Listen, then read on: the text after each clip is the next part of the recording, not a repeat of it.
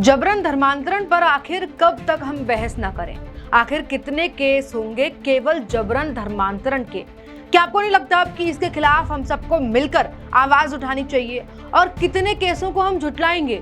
जहांगीर बाबा, नासिक की निदा खान, भोपाल लव जिहाद और न जाने कितने केस, क्या सब झूठे हैं? क्या इनके सारे विक्टिम झूठे हैं? और हमें कह दिया जाता है कि लव जिहाद ऐसा कुछ होता नहीं है, मनगढ़ंत कहानियां हैं, हमने आपने हम सबने मिलकर बना ली है। धर्म परिवर्तन करना तो औरत की मर्जी है, मर्जी नहीं है, मजबूरी है साहब। महाराष्ट्र के नासिक का टीसीएस केस याद है? निदा खान और उसका जाल। अब एक और केस सुन लीजिए, महाराष्ट्र के नागपुर से है। एक वायुसेना के जवान की पत्नी का जबरन धर्मांतरण कराया गया। जो सबसे बड़ा सवाल ये छोड़ गया कि जब एक वायुसेना के जवान की पत्नी सुरक्षित नहीं है तो आम महिला को सुरक्षित आप कैसे कह सकते हैं? और आप फिर ये कैसे कह सकते हैं कि ये महिला की मर्जी है?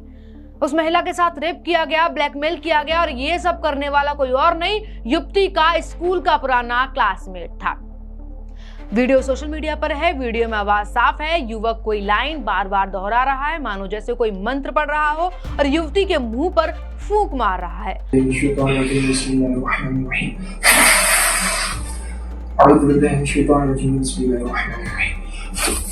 और सामने युवती चिल्ला रही है, मुझे छोड़ दो, मुझे छोड़ दो, मुझे छोड़ दो।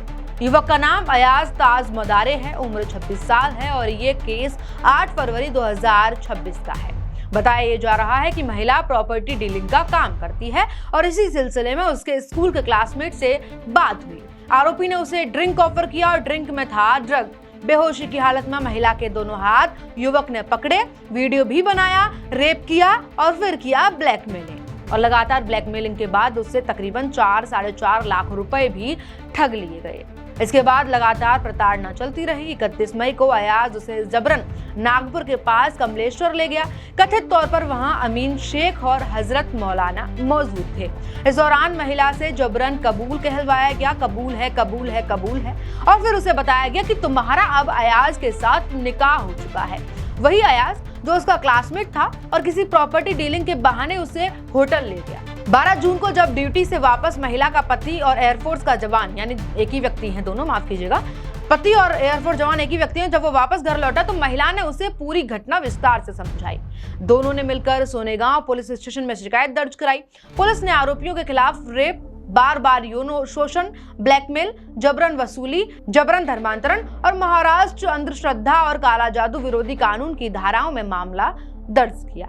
मामला दर्ज होने के बाद पुलिस ने मुख्य आरोपी अयाज मदारे और उसके साथी को गिरफ्तार कर लिया है, जबकि मामले में कथित मौलाना की तलाश जारी है। इस पूरे मामले को लेकर क्या कुछ पुलिस कहती है, क्या कुछ पुलिस अधिकारियों को कहना, जरा इस वीडियो के माध्यम से आप वो भी देखिए। एक वीडियो जो है वो भी हमारे को जो है एविडेंस के तौर पर दिया है, उसकी भी जांच जो है हमने हमारे पुलिस स्टेशन में जो है ये पूरे मामले में जो है गुना रजिस्टर नंबर 118/2026 सेक्शन 64, 308, 351(3), 296, 61 भारतीय न्याय संहिता 2026 और उसके साथ में जो है महाराष्ट्र का जो ब्लैक मैजिक एक्ट है 2013 का, उसके सेक्शन 3 और 4 से जो है गुना दाखिल है। तो 2025 से लेके जो है उसके बाद में लड़की ने जो है उसका शादीशुदा होने के वजह से वो घबराई रही थी कि भाई मेरे पति को मैं कैसे बताऊँ मेरे साथ में जो हुआ है वो। उसके बाद में जो है उसने उसके पति को विश्वास में लेकर जो है उसने पुलिस स्टेशन में रिपोर्ट दर्ज किया। तो फिर्यादी की तरफ से जो वीडियो आया है उसमें जो है वो मुख्य आरोपी जो है अयाज मदारे, ये उसको जो है कुछ तो भी जादू वगैरह कुछ ऐसा कलमा वगैरह पढ़ के जो है उसके साथ में उसको कंट्रोल करने के हिसाब से जो है वो दिख रहा है वीडियो में। और उसके बाद में जो है लड़की का विक्टिम का बोलना ऐसा है कि उसको जो है मध्य प्रदेश में एक जगह पे लेके जाके जो है उसके साथ में जो है वहाँ के उपस्थित जो हमारा दूसरा सेकंड आरोपी है वो वहाँ पे ऑलरेडी प्रेजेंट था। अब थोड़ा जरा फ्लैशबैक में जाते हैं। दरअसल हुआ यूं कि पति पत्नी दोनों अलग अलग रहते थे, क्योंकि पति की नौकरी वायुसेना में है और पत्नी प्रॉपर्टी डीलिंग का काम करती है, तो दोनों को अलग रहना पड़ा।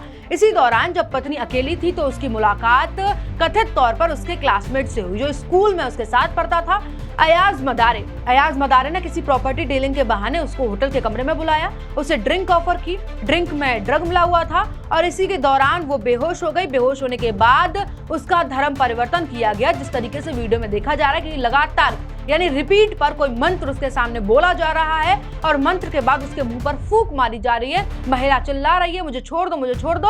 और उसके बाद कथित तौर पर उसकी अश्लील वीडियोस भी ली गई। लगातार उसके घर जाया गया, उसके बाद उसके साथ रेप किया गया, यौन शोषण किया गया। उसके बाद मौलाना से उसको मिलाया गया, उसकी शादी कराई गई, निकाह जिसको अपन बोल देते हैं, निकाह कराया गया। कबूल है कबूल है कबूल है उसको बुलवाया गया। और उसके बाद जब पति वापस लौट कर आया तब महिला ने अपनी शिकायत उसको बोली और उसके बाद थाने में जो एफआईआर दर्ज की गई। मैं कृपा उपाध्याय, ये मेरा मानना है कि जबरन धर्मांतरण, रेप, ब्लैकमेल कभी जस्टिफाई नहीं हो सकता। चाहे लव का नाम दे दीजिए आप या फिर चाहे मर्जी का, कानून को बिना डर फेवर के लागू करना चाहिए। अगर पैटर्न है तो उसे नाम दो और रोकने के उपाय करो।